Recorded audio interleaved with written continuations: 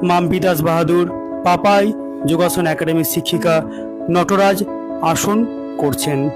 এই আসনটির অনেক উপকারিতা আছে।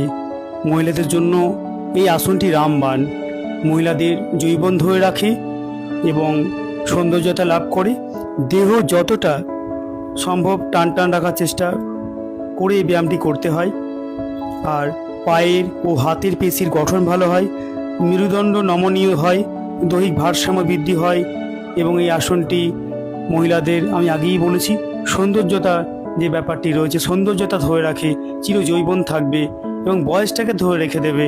বয়স কিন্তু কম লাগবে, স্কিন গ্লসি হবে এবং সুস্থ শরীর, সুডল শরীর থাকবে এবং রোগমুক্ত থাকবে। আজকের আসনটি করছে মাম্পি দাস বাহাদুর, যোগা শিক্ষিকা দুবরাজপুরের পাপাই যোগাসন অ্যান্ড জিমন্যাস্টিক একাডেমি। আপনারা জানেন যেখানে মহিলা টিচার দ্বারাই হয়।